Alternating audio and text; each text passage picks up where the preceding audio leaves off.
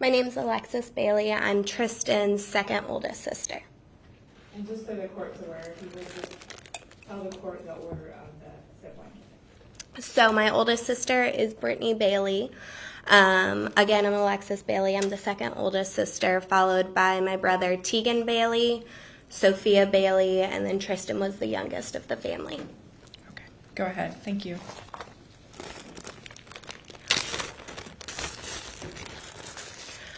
$114.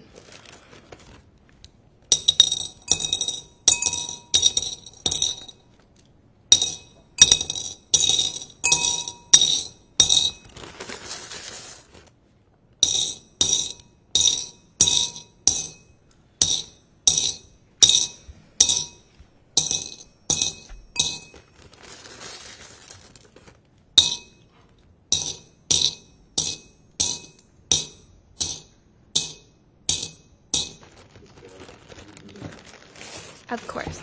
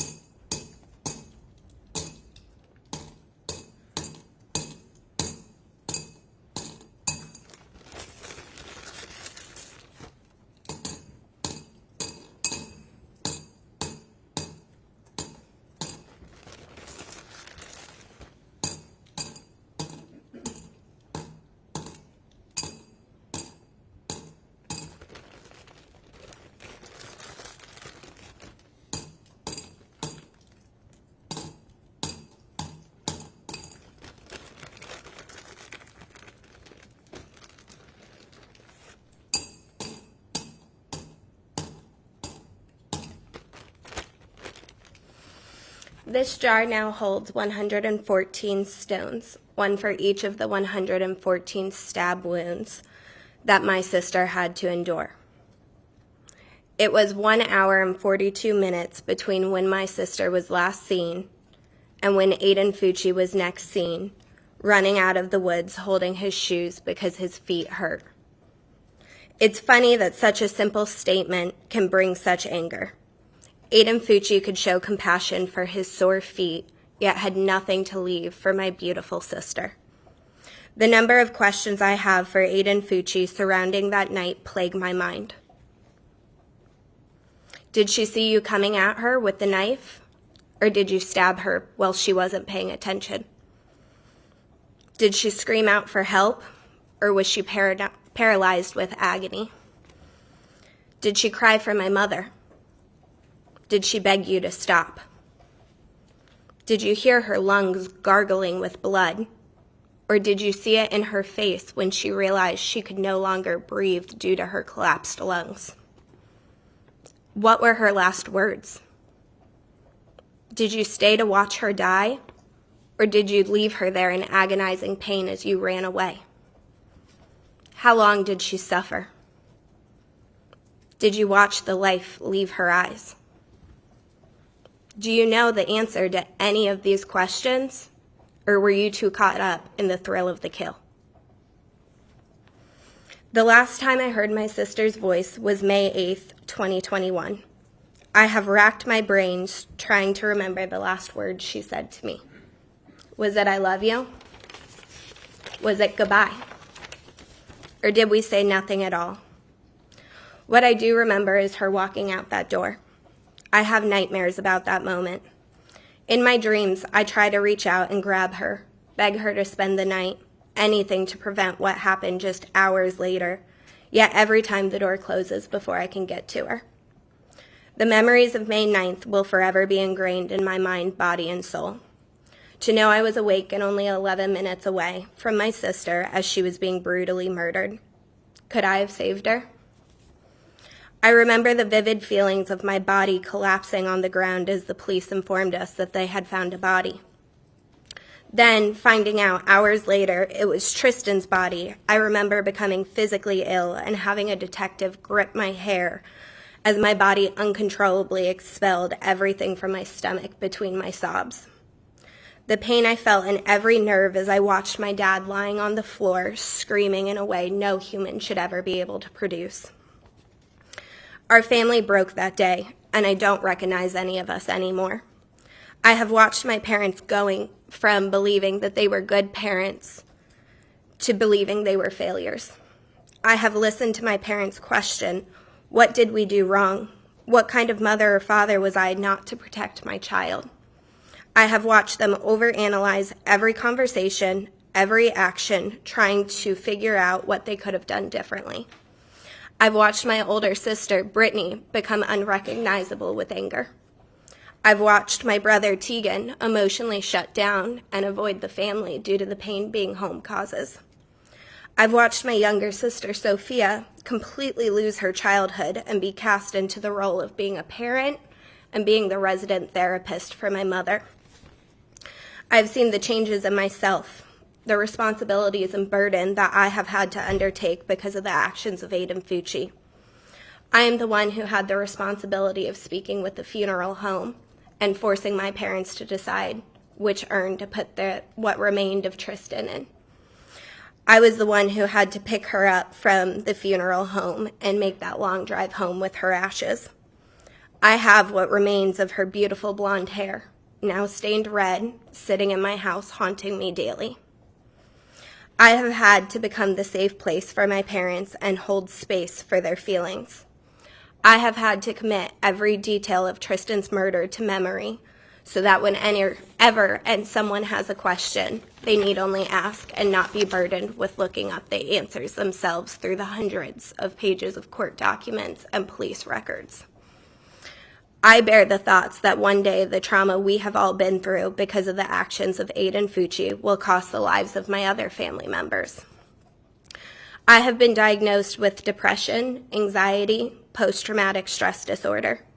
I have been unable to work at times during this process due to the trauma and PTSD attacks triggered by knives, blood, and open wounds.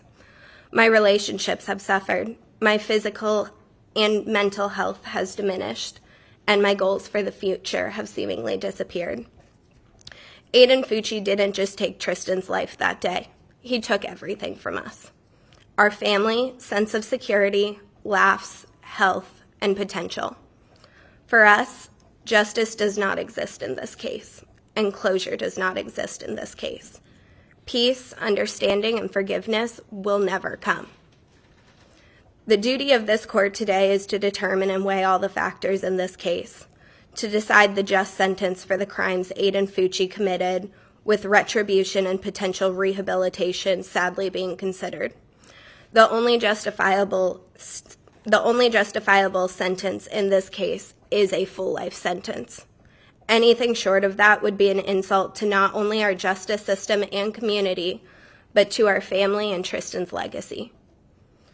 Lastly, I would like to add my own stone to the 114 that I added for Tristyn. This white stone represents my trust in people, which died the day that Aiden Fucci chose to kill my sister. Thank you for your time. Thank you, Alexis. State would call Tegan Bailey.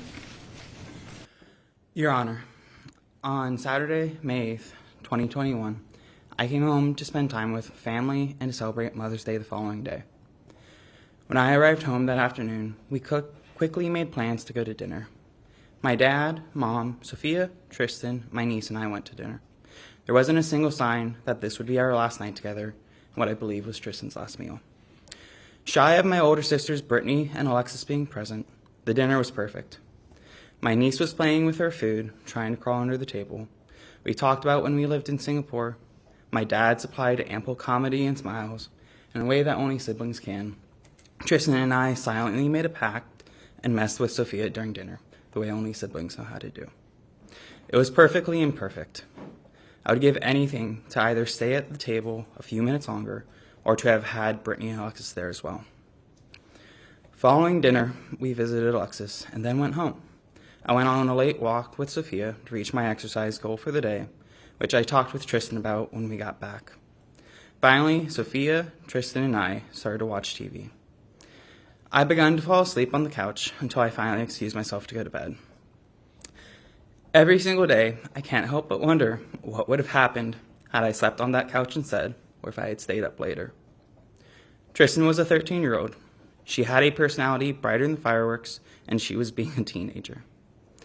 But had I slept on that couch that was within earshot of our front door, there's a possibility my little sister could still be alive today. I have lived with that question, that weight, and that guilt since I went to wake up Tristyn on Mother's Day and found her room empty. The day we lost Tristyn, I began running mentally and emotionally to try to cope and survive. Anytime I slow down, every detail of that day, this court process, and the memories of Tristyn flood my mind and threaten to cripple me. So mentally, I put this all into a box and I run from it. I will run to school, to work, to friends, and at times I ran to alcohol. I was desperate for anything that would numb and convince me that this is not real life, rather a sick and cruel nightmare I can't seem to wake up from. This is real though. My baby sister, who always had a sassy reply ready and a heart filled with kindness, is gone. The depression, anxiety, and post-traumatic stress disorder is real. The weekly therapy sessions to learn how to cope and make it this far is real. The waves of anxiety I experience when I walk around Durban Crossing at night are real. Every time I see her use a knife, the intrusive thoughts of the damage that they can inflict is real. The nights where sleep is replaced with the heinous details of what Tristyn suffered are real. The nights where I drank to black out and put myself in danger are real. The week-long depressive episodes where I break down and struggle to leave my bed are real. The classes I withdrew from because grieving and being a student was too much are real. The breakdowns that erupt from songs that remind me of Tristyn are real. Even things as small as a red cardinal bird will bring my day to a stop. There's an old wives' tale that when you see a red cardinal, it is someone from heaven checking on you. I can only hope that each one is a sign from Tristyn telling me she's still cheering me on. Yet they are each a painful reminder of what I have lost. They are each a reminder of how I failed Tristyn. Despite countless reassurances, I continually weather by sleeping on that couch, being at home more, reaching out more, or a million other things if I may have been able to prevent her death. But no matter how much I may try to run, distract, or numb myself, this is my reality. Reality where Aqua and Teal fill me with pride, love, and pain. Reality where I am terrified and furious at other teenage boys because a single 14-year-old broke my family. Reality where instead of a cheer trophy, a family portrait, or a million other things, my sister's remains sit on a shelf at home in an aqua urn that glimmers brighter than a star. A reality that is so painful to live in, I continue to run and numb myself to it, trying to escape the pain and reminders of what I have lost. In the process of trying to numb myself and outrun this, I cause myself to lose even more. By not handling my grief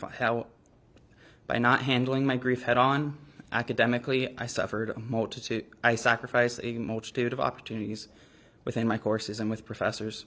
Socially, I was alone. While I have an astounding support system where I live in Gainesville, Tristyn's story and her spirit are not as well known there as they are in St. John's. Few are able to understand the hardship of losing a family member, much less losing them to a gruesome homicide. I felt that I became a burden and disconnected from a multitude of people that I once treasured. Despite the fact that these were the very people trying to support me, emotionally I shut down every time I was asked, "How are you doing?" As there are no words to convey the misery that was born from my grief and my sense of isolation. I would like to address Mr. Aiden Fucci. Today I want to take the time to address whatever humanity you still possess. Since learning of your existence and the agony inflicted upon my family, I have convinced myself you are something other than human. I refuse to use your name to believe that you are a regular person. To believe that you are human would be to accept that the darkness that has marked my family could come from ordinary people, something which causes me to lose all hope. So I convince myself you must be something less than human, and that people can still be good. But you are human. Between investigative evidence and individuals in the St. John's community, my family and I have learned more about your life than we ever cared to know. Part of this included learning that you have siblings and a younger sister at that. I'm sorry, I lost my place. I have 4 sisters, 2 older and 2 younger sisters, including Tristyn. While you may have siblings, I don't believe you know what it means to be a brother. Having siblings is a job, a responsibility, and a privilege. Being a brother to sisters means being there to support them, to listen, to celebrate them, and to be there for them when they are in need, and so much more. You took one of my sisters away from me. I will not get to drive her to cheer, listen to her spill the tea, celebrate her achievements, or spoil her with trips to Starbucks for a double chocolate chip grande frappuccino. If I ever have children, none of them will ever get to meet their aunt. I will never get to brag to others about Tristyn's determination and her persistence in pursuing her goals. Because when Tristyn had a goal, she accomplished her goal. Because of your actions, I cannot fulfill my role as Tristyn's big brother. While I am so fortunate to be blessed with 3 other amazing and unique sisters who inspire me and remind me of what life has to offer, you took away my baby sister. I want you to think of your own siblings, your own sister. Just as I have lost my sister, they have lost their brother. At the end of this, you will be in prison. They will not get to lean on you for support. You won't be able to celebrate with them or grow old with them. They have lost their brother. You have lost your siblings. You have failed as a brother. My siblings and I didn't just lose a sister. My parents lost a daughter. Tristyn's friends lost a goofball who brought a smile by walking into the room. The cheer community lost a teammate who was an unwavering pillar of spirit and perseverance. The world lost a young woman who, after binge-watching Grey's Anatomy, became inspired to become a doctor. We lost the chance to see Tristyn graduate high school. We lost the chance to see Tristyn attend and graduate college. We lost the chance to see Tristyn find love and have her own family. Not only do we have to grieve Tristyn and her past, we have to grieve the person she did not have a chance to become and everything she never got to do or achieve. Since losing Tristyn, I've heard through countless conversations what can happen to her murderer. This court is able to impose between a 40-year sentence up to a life sentence. Several weeks ago, we sat in this building as the court reviewed a motion to limit autopsy photos to be shown during the trial, a trial which we fortunately did not have to go through. Among several things that came out during that hearing, I recall that there were 6 wounds that had been considered fatal. However, even in shy of these 6 wounds that my sister suffered, no one would have been able to survive the cumulative 108 other wounds. My sister was stabbed 114 times. 49 of those wounds were defensive. While some may view these as simple facts of the case, these are the thoughts that will plague the mind of Tristyn's community, friends, family, and myself for the rest of our lives. Tristyn's fought for her life, and my mind has tormented me since, with all of the details of what she went through and what she must have felt. This is a burden we collectively have to carry for decades to come. In light of this, a life sentence for her murderer seems nearly merciful. His wrongdoings reaped not only the remainder of Tristyn's life, but cursed the lives of countless others. Why should he be allowed to serve a single sentence while so many others must serve our own sentences because of their choices? If it were possible, I would plead the court to give a harsher sentence than light. But in the light of the current state of the law, I can only hope that he will be given the maximum sentence.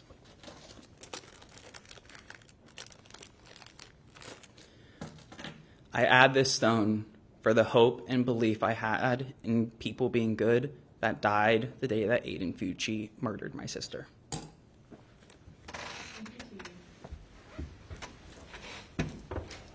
Your Honor, my name is Tristyn Bailey Russell, and I am Tristyn's oldest sibling. When I was told we had the opportunity to write an impact statement, I immediately got to work. Writing comes natural to me, but I knew the importance the statement would hold, and I knew I needed more time than any piece I had written in the past. For months, I have attempted to put pen to paper to express the magnitude of this catastrophe we face every second of every day. Yet every time I'm met with complete writer's block. Not the kind of writer's block where you have nothing to say, but the kind of writer's block where you cannot find words impactful enough to describe the devastation this has caused on my family. Your Honor, I could stand up here today and tell you what little I can remember from May 9th, 2021, how I was on day 1 of my honeymoon with my husband and woke up to an alarming call from my sister Alexis saying, "Brace yourself. We can't find Tristyn. We're about to post it on social media." I could express the sense of darkness and terror I felt just being over 1,900 miles away from my panic-struck family, feeling absolutely helpless that I could not search, comfort, or engage with my squad, as Tristyn would put it. I could even go into great detail about the blood-curdling and excruciating screams that ejected from my dad's lungs, the bottom of his lungs, while my husband and I sat on the other end of that FaceTime call, crumbling to the MGM hotel room floor, sobbing our eyes out, praying to God the news of where Tristyn wasn't our biggest fear. And if the court really wants to hear the most graphic of it all, I could tell you about the days to follow when I heard the fatal wail that bursted from my mom in the other room when Detective Hannon delivered the news to just my parents on how Tristyn died that Mother's Day. I wasn't even privy to the no at that point, but the crippling sound that my mom let out, I knew it was something unimaginable. I remember this torturous feeling that took over my body as I ran to the bathroom, slamming the door, banging both hands on the wall, screaming, "Why? How? How is this happening?" I didn't stop until my dad ran in, grabbed me, hugged me, and kept telling me, "Be brave for your mom. Do it for your mom." As later we learned, that friend Tristyn thought she had ambushed our youngest Bailey by stabbing her 114 times, over and over and over, to the point where we all know, she fought her fight and had nothing left in her body to give. And yet he continued, like an absolute coward. You, Aiden Fucci, decided to overpower a 5'3" innocent 13-year-old girl. How much more of a coward could you possibly be? Those feelings that took over my body that day, I could go my whole life without feeling again. I can promise you one thing, I do not ever want to be that brave in my lifetime yet. Here I am, standing in front of this courtroom, exposing my vulnerability, peeling back layers of my PTSD in this unsafe and very overwhelming environment. While I sit here publicly reliving tad bits of our worst nightmare, I recognize that none of these horrific memories will bring Tristyn back. It truly just pains me more to have to relive them, to talk about it, to feel those feelings all over again like it happened yesterday. What I can confidently express to the court is, since my sister's murder, I agonize at the thought of leaving Florida for travel, something that was once engraved in my DNA. I lack prioritizing my husband, and I carelessly watch my marriage crumble before my eyes. I now carry emergency medication to control the unexpected tightening of the chest and inability to breathe, something doctors call post-traumatic stress disorder. I spend 2 hours every Sunday morning with my family therapist, a day that used to be Bailey Family Fun Day on Sunday. I struggle with mental health expenses and impulse buying in hopes to find control, something my husband and I were not financially prepared for. I've lost clients due to the inability to work. I rely on my vehicle as a safe place to release the uncontrollable rage that takes over my body. I fight my emotions in my own household in hopes my 4-year-old daughter doesn't try to console me, her mother, something no toddler should ever feel compelled to do. I find my husband more times than not peeling me up off our closet floor, drenched in my own tears. I've lost count of how many glasses I've shattered over the anger that's unbearable. I look at myself in the mirror and I don't recognize the person I am anymore. My weight, my happiness, my skin, my personality, my love for life, all gone. My sister was robbed of what could have been an incredible future. Imagine growing up in a household of 7, traveling the world for my dad's job, relying on each other as best friends because we only had each other during all of those moves, meeting friends who became family across the globe, and having the most loving and supporting parents you could ever ask for. Just for perspective, I'm a hairstylist, and my parents opened a salon in St. Johns County.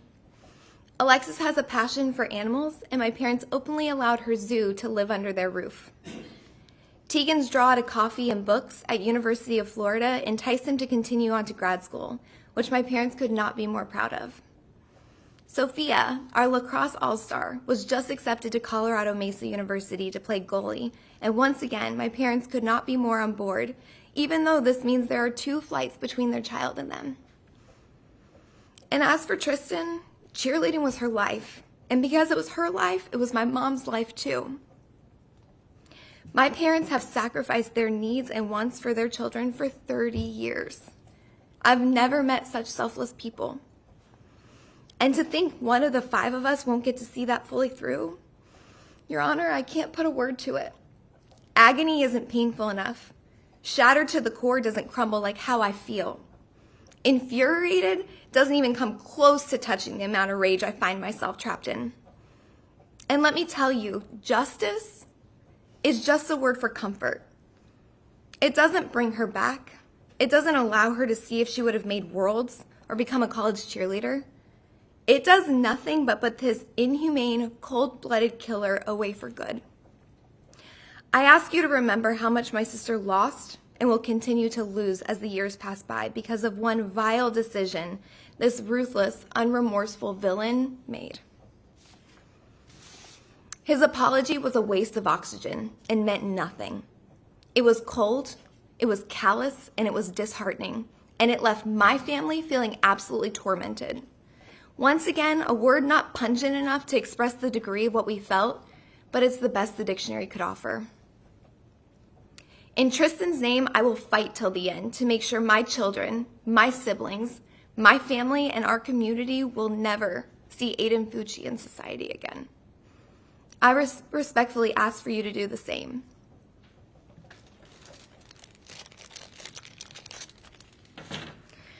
This white stone represents my loss in faith in our school systems to keep violent children away from the innocent. We are forever Tristyn Bailey strong. Thank you. Thank you, Brittany.